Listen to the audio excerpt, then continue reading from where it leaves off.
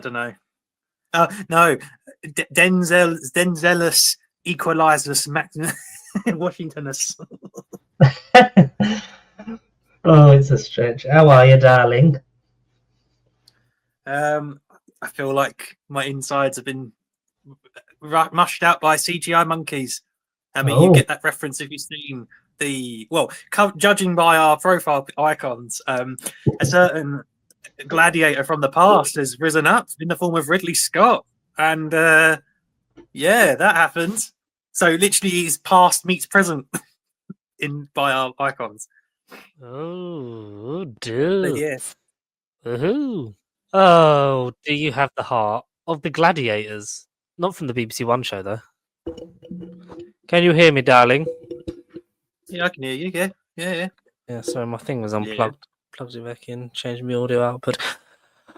Oh. Hello, everyone, and welcome back for the first time, which many of you seem to be because the views are quite good. Thanks very much. Nerd Bible Podcast. Hello. Yes. With myself, George, and himself, the almighty Maximus Meridius Conorus Pastius. Yeah. Mr. Conorus, how are you, sir? I'm buzzing. To be honest, I haven't quite recovered since Gladiator. I've got glovered. I haven't quite recovered from Gladiator. Both movies, not just the new and improved. Well, is it new and improved? We'll get into it. But since Gladiator 2, mentally I'm still in the cinema. My soul hasn't left the cinema. Oh, dearly me. That what you will. Oh, yeah, but honestly, I'm astounded how the views have been. Like, it's actually... Are we becoming famous, Connor? Like, what's happening? We got more subscribers. We're on, like, nearly 100 views on last week's episode. Like, what's happening? Better things to come. Maybe people are in the festive spirit early. Or maybe they just really like Tom Cruise. Dun, dun, dun, dun, dun, dun, and Glenn Powell. Honestly, because I did all the James Bonds. I finished them. And then I did all the... I'm on Dead Reckoning, part 1 of 1. Ooh. Part uno, yeah.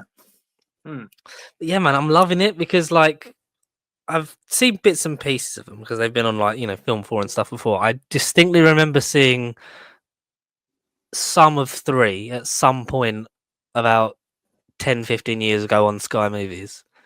Because I remember that one distinctly because that's always been one that I've enjoyed. But to watch them from MI1 to, Dead Reckoning, it's been an experience, man. It has. I had that experience prior to Dead Reckoning, but I mean, on this rewatch, it will be a challenge because without spoiling the ranking, because I feel like I did this again coming up to Dead Reckoning like last year. 4 and 6. I mean, the quality of the franchise is obviously astounding anyway, and there isn't many franchises that have the reputation as MI does in terms of overall quality of the franchise. But for me, and like you messaged me anyway, 4 and 6 are the two arguably 10 out of 10 goats anyway. I think it's a coin toss which one you might say you prefer on that day. But ranking Dead Reckoning, then part 1, that one was kind of tricky to decide overall because I enjoyed that. Oh, bearing in mind we knew it was going to be half a story on paper, and in fairness, it still is. But I think very much it depends on part 2 / the final reckoning to see how both will fully determine. But I want to say anyway, 4, 6, and Dead Reckoning, and hopefully number 8 will be like top 3 if the stories do coexist like originally intended.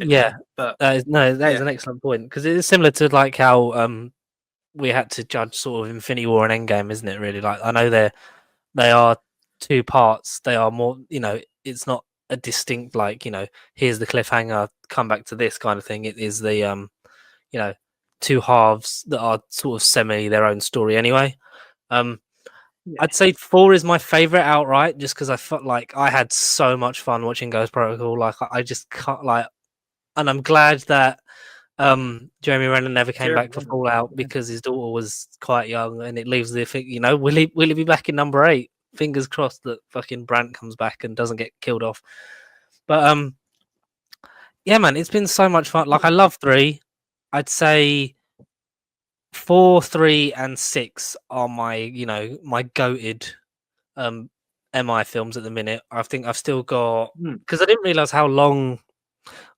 Even though I do a podcast with you, it proves that I haven't really listened because it's like what 2 hours 46 minutes for Dead Reckoning Part 1.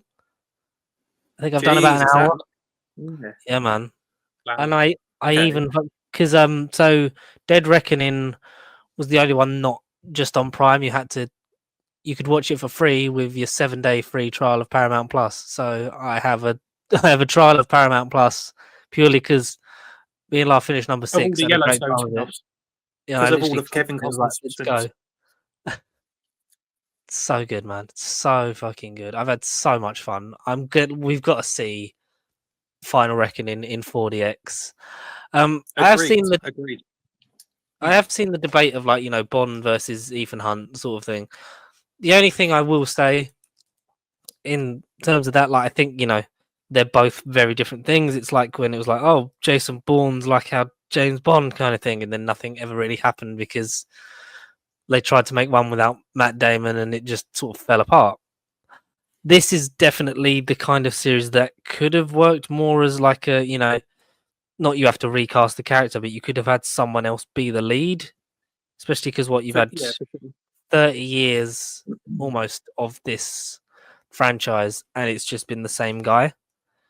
I think as good and Tom Cruise, and I completely get your you've garnished so much, you've garnered so much respect for Tom Cruise that I've never sort of really seen. But then seeing these, I'm like, oh no, he has done a lot for cinema. I 100% get why you're sort of you are not you're a massive super fan, but why you sort of put some respect to TC's name.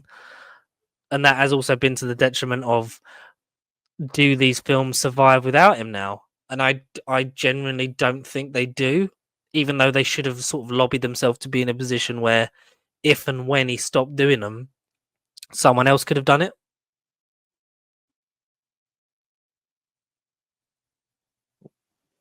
Yeah, no, sorry, exactly that. Yeah, but I mean, yeah, I don't literally worship the man. I'm not a Scientologist like Mr. Cruz is anyway. And again, not to distinguish between the man and the actor, but yeah, I don't know. I'm not exactly.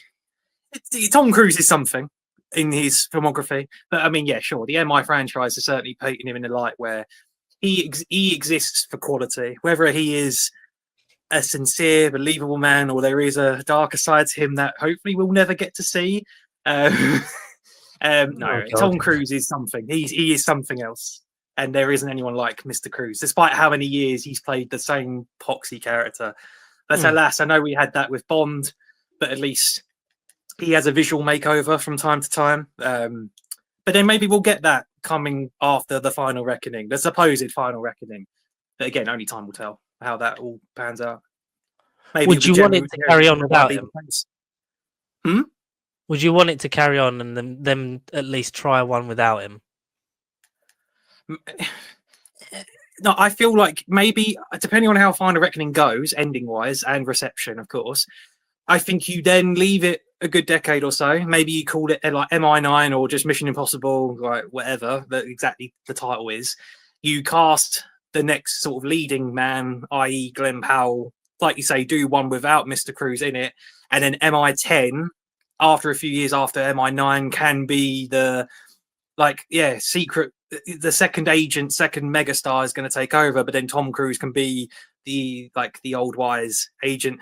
Alas, Last Crusade, it could be Harrison Ford and Sean Connery, but it could be Glenn Powell and Tom Cruise. Yeah, not quite visually the same, but I don't know. It's something along that line. He could be the mentor passing it down to him, officially, and Tom Cruise can then go out and have his last stamp on it and go out on a massive high, a la Harrison Ford, except he doesn't want to die in Star Wars. But yeah. So would you be completely you leave Ethan Hunt? Is Ethan Hunt and Tom Cruise, are they so intrinsically linked that you just leave that character alone and you just have a different, character at the forefront of the MI? I feel like he'll be Ethan Hunted after MI8, depending on how it goes, obviously. But I'm not. I think that's the whole point of the Final Reckoning title. I think we want the interest is going to be, oh, Tom Cruise is actually going to die? Question mark. He will become Ethan Hunted, and then whatever they do post that movie, we'll know roughly in a year's time. Because they would have, at least I would like to have thought articles and stuff would have come out in the build up, and then we would have an idea whether there will be a new like lead going forward, or if they are just going to do Ethan Hunt 2.0 casted, recasted, it's going to be so and so. All that will be revealed anyway as time moves on swiftly. But yeah, Ethan Hunted. Maybe you do Ethan Hunt for good, and he's in forever in the past. But we'll see. We'll see. It'll be interesting to see how Paramount sort of approach it, because I get that how expensive it's been for, like, especially the last couple, because you had a pandemic and a writer's strike in the middle of it, and say what you will about Tom Cruise and his personal life, but at least he's made sure that the crew for those films has been paid, and everything like that. So you can't fault like he is the last of like the proper sort of like film stars. Like he feels like that, like he's come through those generations, hasn't he? Like from starting in the 80s to still going strong now. Like I think you even sort of forget at times like this guy's like in his 60s now. Like it's mental. Like he just pushes himself so much that you expect him to just sort of carry on forever. And I think that's sort of the bankability and the mistake really that the MI franchise has made, is not sort of having it in the thing of like, well, does this work without Tom? Because like it or not, one day, unfortunately, you're not going to have a choice and he's not going to be around. So like, whether you like it or not, yeah. Like, do you lobby yourself in a position where you sort of make it so that, someone else plays Ethan Hunt, a la James Bond? Do you have it that you just do like a Bourne Legacy and you have a different character in there that then sort of essentially fulfills the same sort of role? Like it's one of those difficult ones, isn't it, really? Like you can never sort of judge it while you're doing it, but I know they've wanted to save a lot of money, and hopefully this gets the big send off and the big box office draw, but then that makes them think, oh, can we get one more out of him, or is there legs for it without Tom? But do you think this has been a discussion for the last however many boardrooms they've done with every film? Not that they want to obviously get rid of Tom after each movie, like fucking hell, we've got to work with him again. But they think, oh, last one, then we can do one more, or this. Do you think they got to the Ghost Protocol? Do you think they roughly planned a trilogy? Whatever Rogue Nation was going to be, because Rogue Nation is kind of like the black sheep. That's nowhere like a movie that suffers in quality compared to 4 and 6, like Ghost Protocol and Fallout. But it's always the one that's just kind of there in comparison to those two. It's sandwiched in between two mega titans of the movie. Titans being relevant because of another topic we'll discuss later. Yes. But do you think they got to Ghost Protocol after they did the original trilogy? And back in 2011, I'm not saying Brad Bird was going to be the overall head of it, but do you think they roughly had a boardroom meeting and they were like, oh, we can do at least 3 more? Or do you think they just go into every project like it's the final mission? Yeah, and each one is going to get more and more impossible to do. And can Tom Cruise, one, be willing to do it, and can he physically do it? But I think after this one, considering they called it the Final Reckoning, whether Tom Cruise wants to carry on the torch and it's all just a big lie, and he'll live on past 8 and do 9, 10, 11, 12, and whatever number, or it is the studio sort of stepping in, going, no, Tom, with all due respect and to your health and brilliant mind, you do need to step down at some point, whether you like it or not.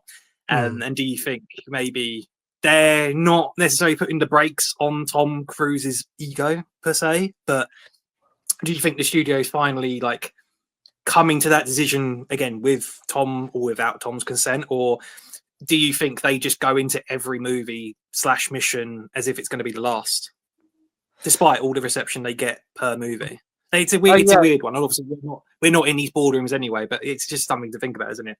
It's hard to judge, isn't it? Like I would say that not comparing them at all in terms of quality and the filmmaking itself and the films they produce, but for me it's quite comparable to Fast and Furious. Like it started off as one thing, it's evolved to a point where it then became its own version so much that it now redefines the genre. And like I think from 3 onwards, it was then the focus of like Tom Cruise, big stunt, and then fill in the blanks. Like you have the set pieces and you work around them, and it's Fast and Furious sort of did that. The first 3 were sort of like different enough, but sort of going along a similar path. And then it was like the fourth one stripping it back to like, no, this is the focus. We're doing it about this. So it's very similar to that. But whereas Universal has always been chasing the thing of like, because they put so much money, and not that they've had some good returns, but they had a great return after the passing of Paul Walker, which should have realistically any sane person involved in that should have been and this is where we cut it off kind of thing, because we've had a lot of goodwill because of a tragedy, and how much people have beloved an actor like Paul Walker, and are fans of these franchises, but then to carry it on and then to still have his character involved and things like that, and you're trying to still chase them glory days, whereas Mission Impossible has never had to chase anything. It's always been a bit sort of like how Avatar is now. Like it's it's making good money, and it's sort of pioneering like the next step of like filmmaking and technology. Like it's always done that, I think, since 3 probably, because 3 onwards is when it becomes the Tom Cruise vehicle that it is.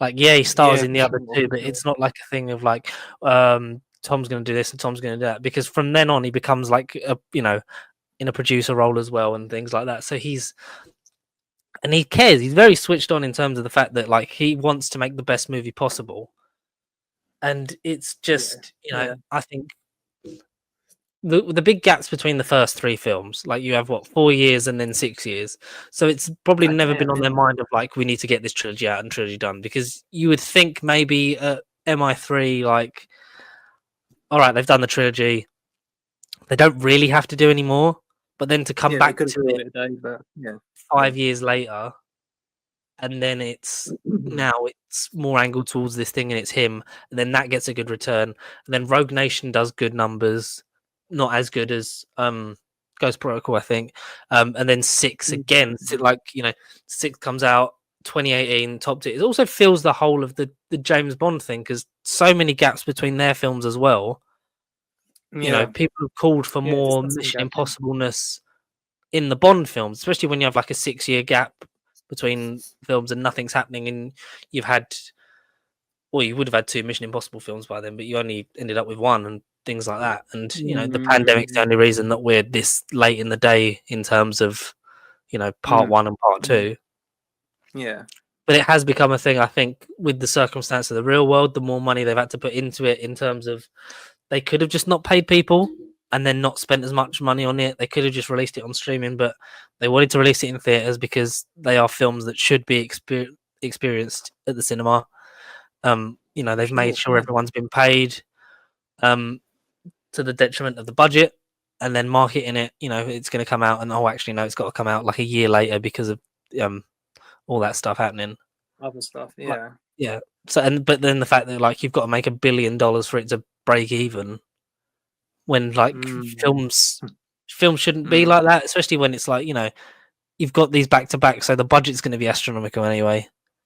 I just hope that I don't expect Final Reckoning to do like Avatar numbers and get like nearly $3 billion. I expect it to be like near, if not past, $1 billion, just because there will be the thing of like the general audience like, oh, it's the last Tom Cruise one, I need to go and see it, like, especially for me, because I've not watched a MI film in the cinema. So like, in fairness, it was, I was gonna say Dead Reckoning was my first, but no, I remember distinctly seeing Henry Cavill's fucking shotgun fists in 2018. So no, Fallout was my first in the cinema, and then I'm glad he did it for Dead Reckoning, and then obviously we're going to do it for Final Reckoning. And then should there be any more, we'll be there front row, day 1, minute 1. If it's midnight, then onwards and upwards, hopefully. Yeah, because I think without Mr. Sorry. Yeah. No. Because I think as we get older as well, like we're sort of more in the thing of like, we just want to go and see films that we enjoy. Like, excuse me, like I don't want to go into anything and actively dislike it. Sometimes you want just switch your brain off and have fun. Not saying that these films are just, astronomically stupid, but they are so over the top that you can just suspend your disbelief and enjoy them.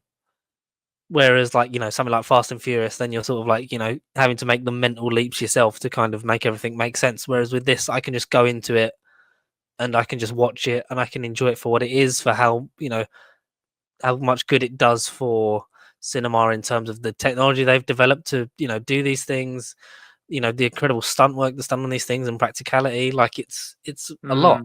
Like, and you sort of... It's groundbreaking stuff. I mean, not just since 1996, but I feel like as the years and as the installments have gone on, Tom Cruise at least might be the main push of it, but he at least continues to up the ante. It seems like every single installment, every single time. And I mean, the man wishes to be in space, and by no means is that going to be a spoiler for number 8. But do you think he's going to do something astronomical and unworldly, pun intended, and do something ridiculous like that, where no other company, industry, team has dared do it? But because it's Mr. Cruise, do you think he's got the passion and the cojones to actually make it happen, or is that just all big talk? I think he would have. Like, I did say to Mike, like, if we got to a point where he hadn't been to space, we'd be like, oh, that, because there would always be that thing that he wanted to do, because he's spoken about that before. But also, like, for him to not do that, it's cool because he's already given us so much. Like, in terms of arguably, what some might say too much, but you're right. You're yes, right. Definitely. But like, there would have been a point had they carried on that it's a thing of you have to up the ante in certain ways. Like, that whole practicality of riding the motorcycle off the cliff in 7. Like, that's a whole fucking new level in terms of, like, I sort of got tense, like, watching them from Ghost Protocol onwards, because when he's climbing the Burj Khalifa and you're like, he fucking actually did this. Like, most of this actually fucking happened. Like, especially the bits when loses the connection on the gloves and he's got to fall down the building, like, partly, and then catch himself. Like, to a certain extent, most of this happened. Like, and in the films like 4, 5, and 6 and 7, like, to get that feeling of, like, it makes you think, fuck, like, I wouldn't do that. Like, that's mental. That's such dedication.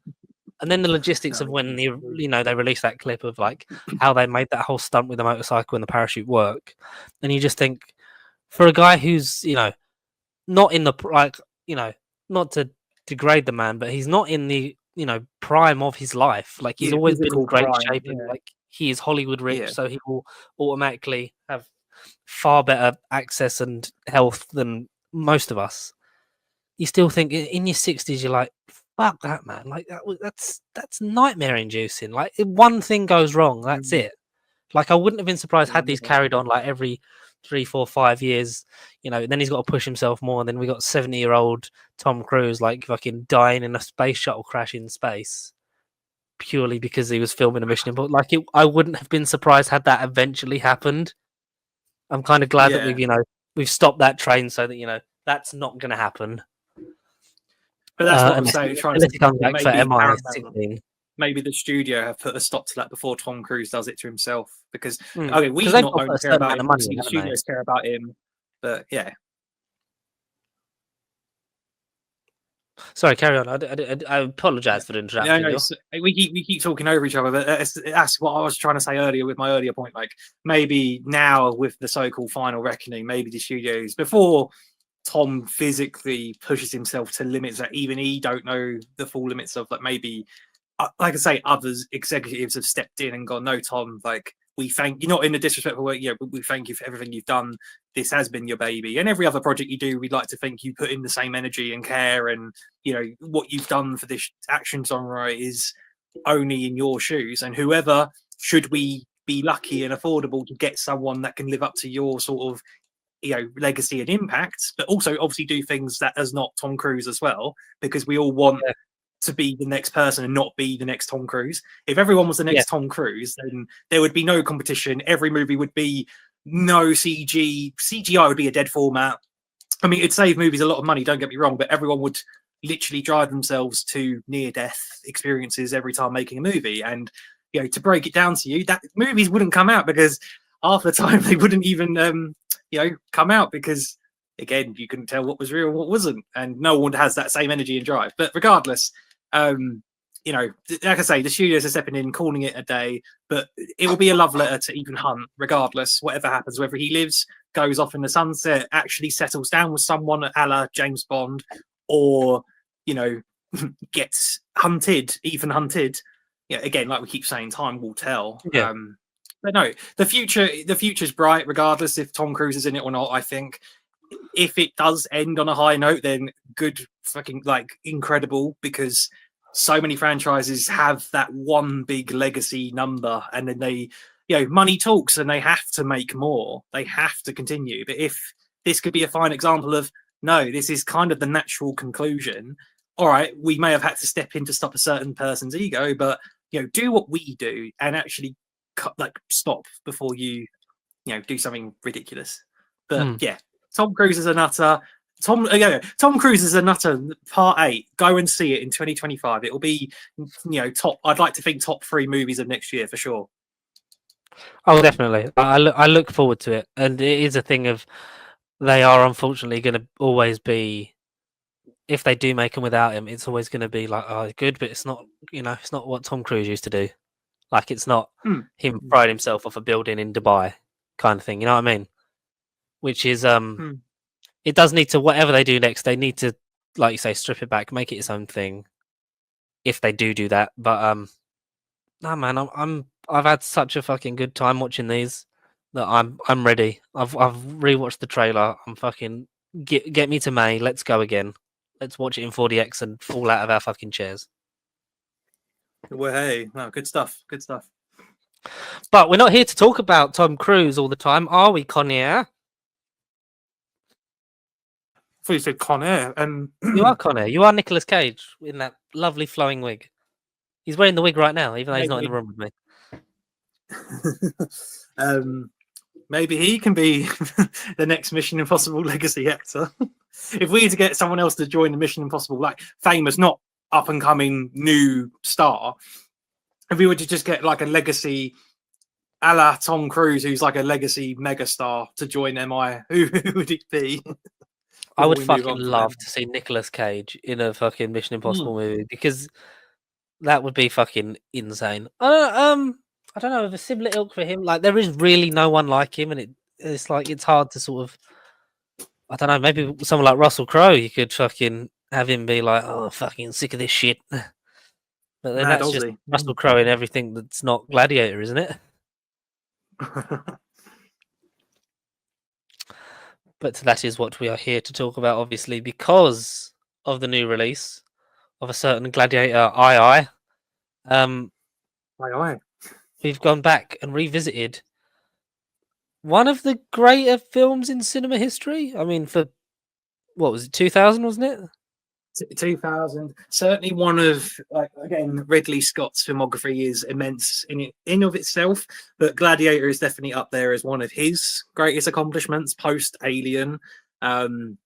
Yeah, Gladiator, like, I only saw it once. I can't tell you when, because it felt like that long ago. It feels like a proper guy movie, but when I rewatched Gladiator in preparation for this new installment, number 2, my God, it kind of just, it changed me. I felt masculine watching it. Like, it just really, it's without saying it's a man's movie and not women can't enjoy it, but it's such a guy movie. And I really got the idea of why haven't I watched it as much as other people? Like, I felt silly, but then I suppose having such a long gap between when I watched Gladiator 1 originally and then coming back to it in preparation for this new installment, it felt like a different experience, like both times, watching Gladiator 1 then and Gladiator 1 now.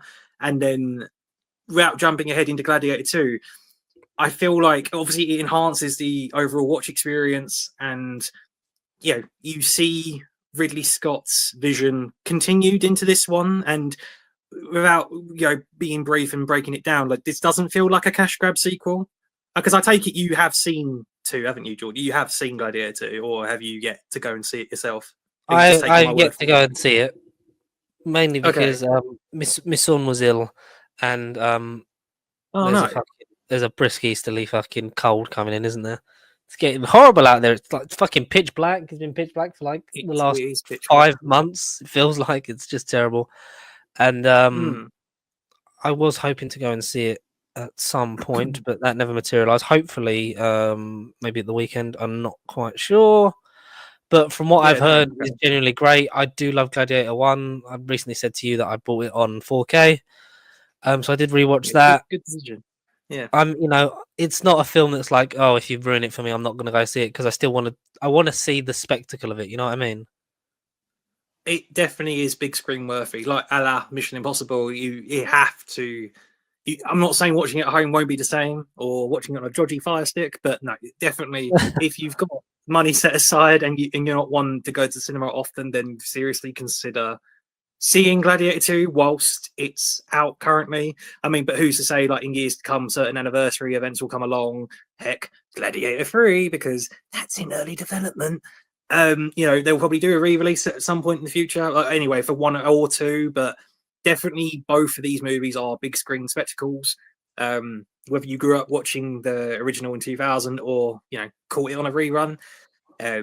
But regardless, Gladiator 2 gladly continues the spirit, and I feel like for the most part Ridley's passion from the original, because Ridley Scott, I feel like, in terms of being Mr. Legacy Director, I feel like he hasn't had exactly iconic hits over the last few years. I mean, I just say that, but then The Last Duel from 2021 was one of my favorite movies of that year. I mean, that was kind of like a late fall release, and fall 2021 was an interesting time because obviously they were kind of coming out of the pandemic. The market started opening up again, and it felt like every other week you had project here, project there, things coming out left, right, and center.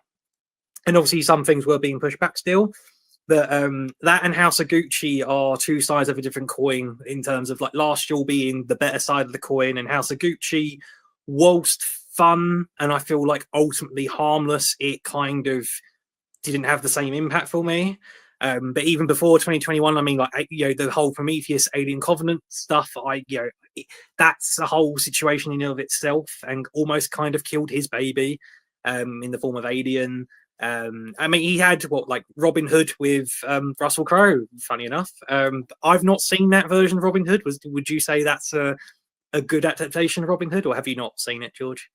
I remember distinctly seeing the poster for that in the cinema, because that's what, 2010. Yeah, it's not a bad version of Robin Hood. I think it's just like, it's Robin Hood, action star played by Gladiator. Like it's that.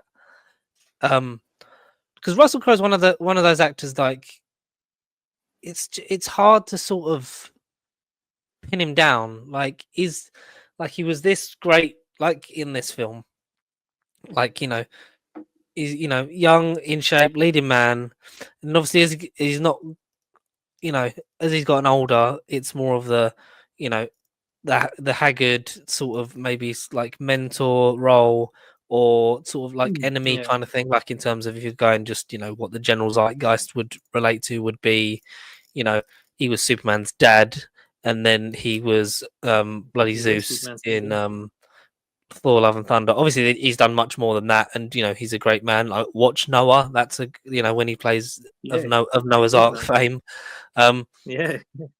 Like, it's weird because a lot of people don't rate him as an actor. Like, your points are fucking lame is, and the fact that he can't really sing, but he's got a lot of gravitas as an actor that I find. Like, he's one of those ones that sort of, in terms of like, the great man that you've got as your picture at the moment, Denzel, one of the greatest actors of all time.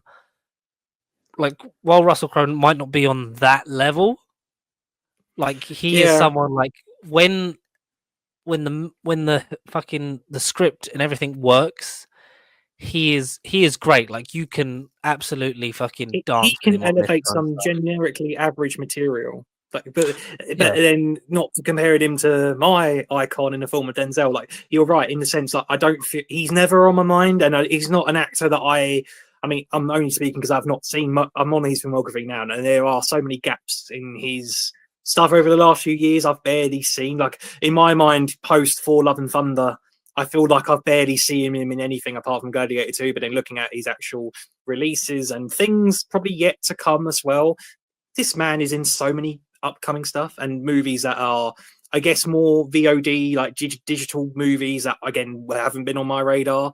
But again, like you just said, that man definitely has gravitas. And again, he's an Aussie mega sensation because he is. Well, yeah, is he Russell? Am I doubting myself? He is. Oh, he's New Zealand. Damn, not Australian. Oh, I would have offended the New Zealand guys. I'm sorry.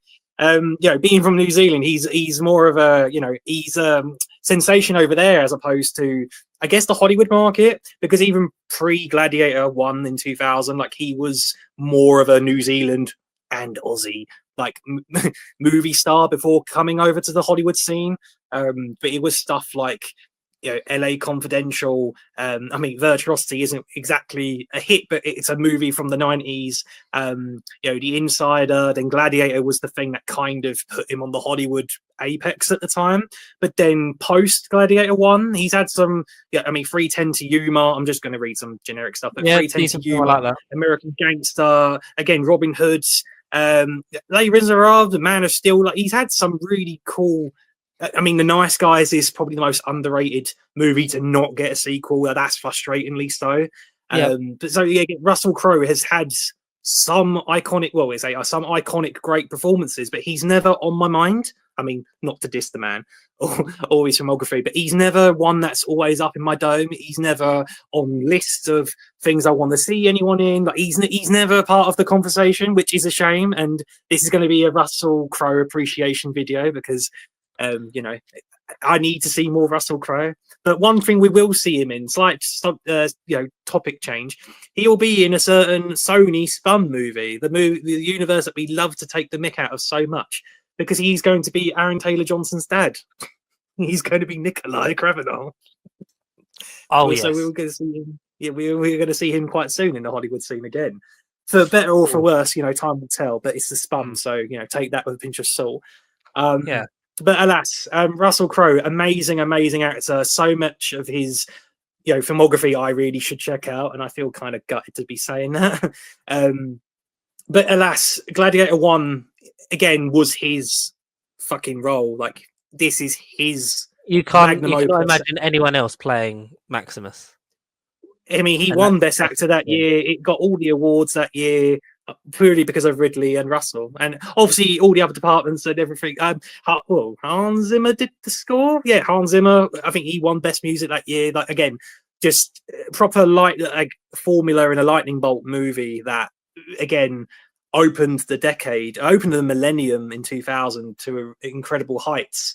But again, it's just interesting to say, like, both men post, like Ridley and Russell post Gladiator 1, have kind of had some, I say, hits and stinkers along the way. They've not quite, I feel like, lived up to this time capsule of a movie, which is a shame. But like, considering how good Russell is in this, like, to not, because it's almost like he's sort of then, I don't know, maybe been pigeonholed into those kind of roles, like immediately post Gladiator, and then sort of not got any of them back. Like, where he sort of like then aged out of those roles in terms of like just, the fucking concept of time, that he can't stay that young and fit forever. Like, and it's, it's a man that was nearly Wolverine, for God's sake. You know what I mean? Like, he's the one that recommended Hugh Jackman. Yeah. He was the Wolverine before Wolverine. Yeah. So yeah, that would, that would have completely turned his life around. Would he still be wanting to get buff in his 50s? Probably fucking not. But, No. Yeah, I think this will, like you say, like we're going to talk immensely positively about certainly the first film. You can obviously give me some more detail about the second, depending on how long this runs. This might be, because for those who don't know, in the real world, Connor is not here. It was not him. I'm going to go to Rome. I'm going to the Colosseum tomorrow. He's going to fight some poor people. Channel. So for the channel. For the channel, he's my champion. So we're kind of like, we're trying to pre-record before our pre-record section starts in December. But yeah, this might be just a Gladiator Part 1 and 2. We'll see how it goes. But yeah, it probably will be, just because 40 minutes and we've not even spoken about Gladiator 1 yet. So, oh my god, do you want to start us off? When's the first time you saw Gladiator? Well, that's I tried to say earlier. Like, at least it was pre-COVID. I'd like to say at least more than 5 years ago. I honestly can't tell. It might have been around the time I met you. Maybe it might have been one of the first COVID watches. I mean, that's not. Yeah, like I don't know. I'd like to say at least 5 years ago. It feels like many a lifetime ago, to be honest. But it's something that I always appreciated and liked, and I feel like I had the sense of, yeah, I get why people like this movie, but then, unlike Russell Crowe, unfortunately, it kind of left my body eventually, the experience, and it left my soul. So when I went back to it this time around, like earlier last week, it I don't know, this second watch really just kind of hit me deep. I think it just really, I don't know whether it's just because of certain movie and career choices from both men. I'm not just again trying to shit on Ridley and Russell post 2000s Gladiator, but I kind of got the sense of why the movie had the legacy it has, and it just really just wowed me. And I haven't had that, at least for like, well, it feels like a while. I mean, not just talking about movies and to think about movies from this year, but just to go back and watch an old movie and really be like, wow, this was fucking iconic. But yeah, I'm an idiot. I'm 24 years too late to that, so shame on me, I suppose. But no, a movie that like easily could have just been a one and done film. There was no, yeah, without spoiling the plot of this one, and if you know already because it's somewhat public knowledge, but I get why in terms of a plot point of view, why two could happen. But when I initially saw the announcement trailer for Gladiator 2, my first thought was, oh, this doesn't scream cash grab at all, doesn't it? This doesn't scream, reliving glory days. Oh, this doesn't scream Ridley Scott trying to recover from a couple of stinkers that he had over however many years. So I was honestly kind of baffed when this sequel got announced. I mean, it was kind of announced back in 2018, pre-COVID and the world fucking up. But, it wasn't one that I was particularly excited for. But of course, watching the first one again, like it gets, like anything, it should get you in the mood to at least have some sort of anticipation, excitement for it anyway. But yeah, Gladiator 1 is, just, I'm kind of a loss for words, but Gladiator 1 is honestly like a 10 in terms of what it did then at the time, what it did for both men. And, I kind of want to watch Gladiator like once every 6 months now. I feel like I need to, just to experience it a lot more often than I had. But then in a very quick, broad nutshell of 2, that also works from a plot point of view. It works as to why this movie exists from a plot point of view.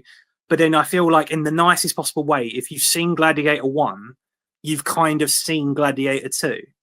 And that, if anything, is like my only real nitpick criticism of, reliving the glory days, because it, in terms of, I mean, social media has kind of had that effect, because you see, either trailer breakdowns or shots comparisons and similarities between certain scenes. And when I, obviously post Gladiator 2, when I saw some of the scenes that I kind of initially recognized, and thought, oh yeah, that's a borrowed shot from this, or that's a similar callback to Gladiator 1, or this and that and this and that.